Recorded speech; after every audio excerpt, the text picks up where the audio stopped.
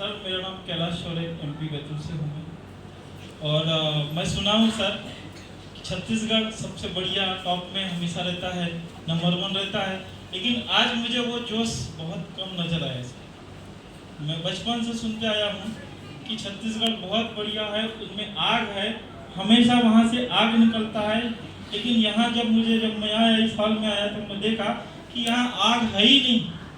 तो डीजे का क्या करना है, उसको तो बंद ही कर देना है।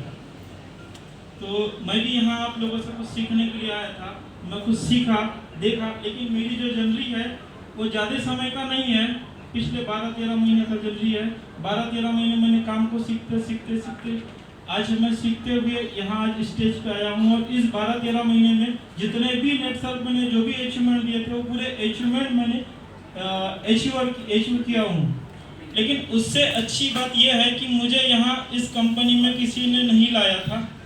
मैं एक दोस्त के साथ घूमने गया था, तब पता चला कि इस कंपनी के माध्यम से गोवा भी कंपनी फ्री कराती है। तो मैं बोला क्यों ना मैं भी जाऊं।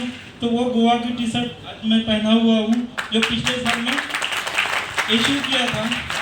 लेकिन उसके बाद में धीरे धीरे मैंने पूरे अचीवमेंट के पूरे झंडे बैतूल में गाड़ते आया। और आज मेरे पास में सर 200 समथिंग का टीम अच्छा बना हुआ है और पूरे मेरे उम्र के यंग लोग हैं। एक चीज़ बताना चाह रहा था, मैं इसके पहले खेती करता था, खेती के साथ में पार्ट टाइम बिजनेस भी करता था। बिजनेस के साथ में मुझे लगा कि हम पार्ट टाइम बिजनेस करेंगे, उससे अच्छा है कि कोई ना कोई फुल टाइम कोई वर्क को तलाश किया जाए। मेरी तलाश जारी थी, उसी बीच में कोरोना आया। कोरोना में मैं भी पॉजिटिव आया। जब पॉजिटिव आया तो मुझे 15-20 दिन का बेड रेस्ट मिला। उस बेड रेस्ट में मैंने सर्च किया कि ऐसी लाइफ में या ऐसी इंडिया में कौन सी कंपनी है जिस कंपनी में हम जाकर के अपने करियर को बना सकते हैं। और वो 15 दिन मेरे लिए बहुत अच्छे थे। उसी बीच दैतुले सर का एक प्रोग्राम चालू था, जूम मीटिंग। उस जूम मीटिंग को मैंने अटेंड किया। उस जूम मीटिंग में बताया गया था कि आप रात के 3 बजे सुबह उठो और उठने के बाद में मुंह हाथ धुल करके फ्रेश होकर के एक चेयर लगा करके बैठ जाओ। मैं भी ऐसे ही किया।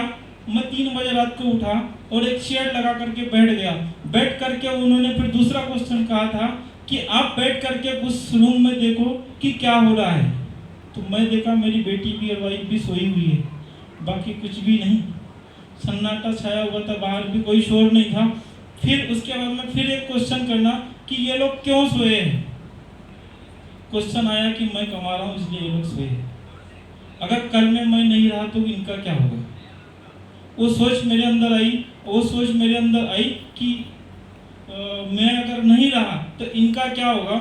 जब मैं 13 साल का था, मेरी मम्मी हॉस्पिटल गई और हॉस्पिटल जाने के बाद में 2 घंटे बाद में बॉडी लेके आया था। उस समय बहुत छोटी उम्र थी। मैं वही चीज़ को नोटिस किया कि मेरी एक छोटी सी बेटी है, वो छोटी सी बेटी के सपनों का क्या होगा। वो सपने मेरे से, उसकी मम्मी से, दोनों से पूरे सपने पूरे होते हैं। लेकिन मैं जब देखा कि यार अपन किसी दिन दुनिया से चले जाएंगे।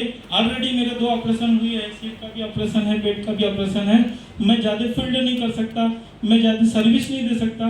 लेकिन ऐसी कौन सी जरिया, कौन सा सेक्टर है जहां जाकर के मैं अपने बेटी के सपने पूरे कर सकता हूं। मेरे सपने की तो बात ही अलग है, क्योंकि 35 साल की उम्र मेरी हो चुकी थी।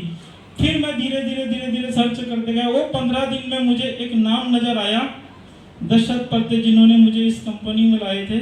उन्होंने मुझे पूरा प्लान बताया।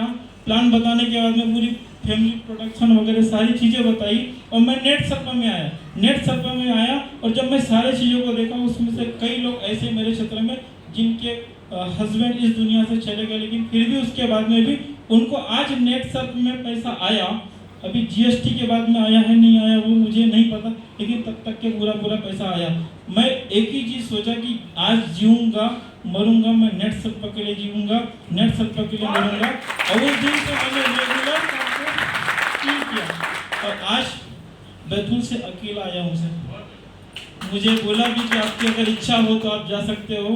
तो मैं फिर प्रशांत गाड़गे सर को नोटिस किया कि जिस बंदे ने बेंगलोर में जाकर के इतना बड़ा टीम बनाया, 22 केप एचूआर बनाए, तो अपन तो अभी बच्चे हैं, अपने को भी जाना जरूरी है, अभी बहुत सीखना जरूरी है।